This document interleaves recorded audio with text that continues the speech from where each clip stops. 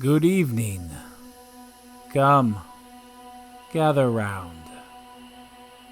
Are you comfortable?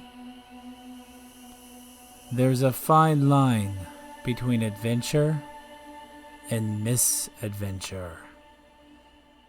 Oh, and don't forget to grab your popcorn.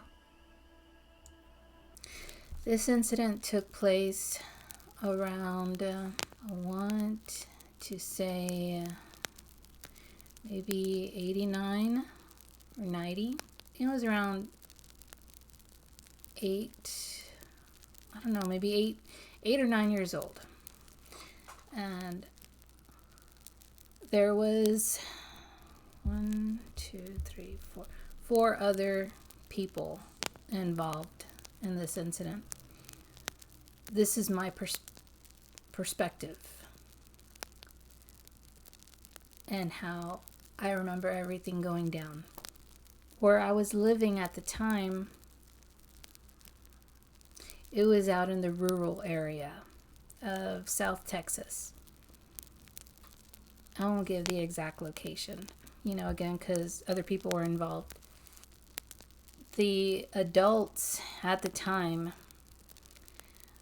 had told the four of us to stay away from this certain house that was further out of, the property line of theirs. After dinner, we used to all go walking to walk off our dinner.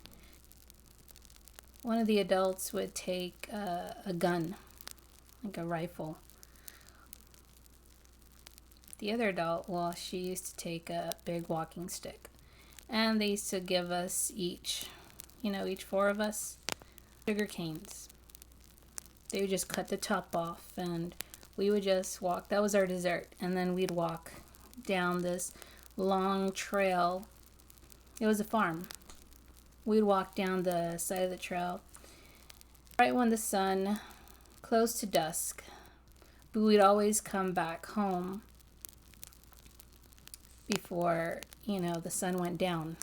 He would take his rifle just in case, I don't know, any critters, he would say, just in case any critters would come out. And we'd make it to the edge of, the property line, and he would tell us four kids not to cross his property line.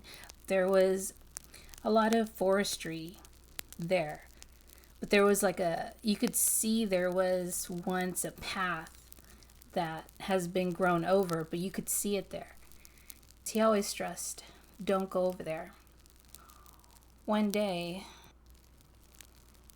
the two adults were away.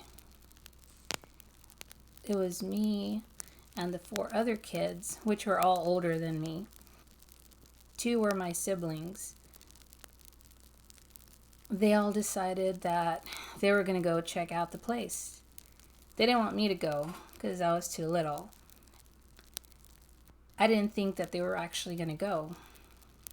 I remember running downstairs and I didn't see my sister.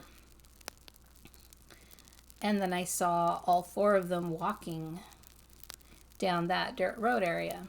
So I put on my white Keds. I slipped them on, already pre-tied, and I got my bike. I had with me one of those toy knives that, when you stab the blade, the plastic blade goes back in. I don't know, very Goonies mentality. I was like, wait for me, guys. So I, rode my bike. The oldest one, the other one, I think he was I want to say maybe 16 or 17. He got mad and he said, okay, if you're going to come, you better not say anything. Don't tell, So I was like, yeah, okay. So we all went. This was daytime. The sun was not going down, nothing. It was, I think it was maybe I want to say an hour before the sun goes down. So we go. I remember the oldest one had a machete. He was cutting through, all the forestry that had grown over this path. I left my bike out of that path. I left it there, still on the clear trail next to, the acres of farmland that they had. We walked through this forestry.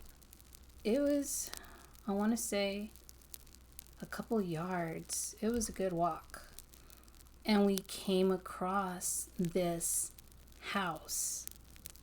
Now, it was a wooden house, and it looked really old. Not broken down or decrepit, but it looked old. Nobody was living there. And what was so odd was that the ground in front, the front yard that I can remember, the soil was so black and so moist. It wasn't mud or muddy. It was just a weird moist to it. Everything else, the trail, the other, around it before you got to that house, the dirt was dry and, a different color.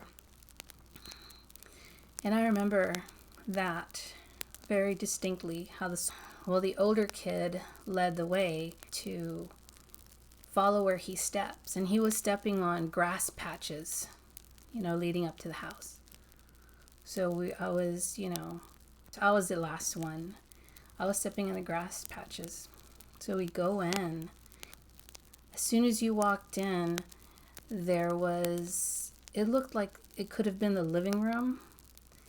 And old-timey furniture. And there was a piano that was there. Behind the piano was a wall, and that wall had the staircase going upstairs, which was odd because the house looked like it was a single story. So it was odd. Well, the three older ones, one was my brother and the other two guys, the older guys, were going upstairs. And my sister, I don't know what she was doing. I think she was just staying there in the living room or near the door. They were very carefully going up the stairs because they didn't know if it was going to give way or what, the steps. And to the left of this living room area was this swinging door. I wanted to check that out. When I opened it, it was the kitchen, I guess. As I went further in, I was completely shocked to what was on the floor. To this day, I promise you, up and down on everything, this is what was on the floor. It was it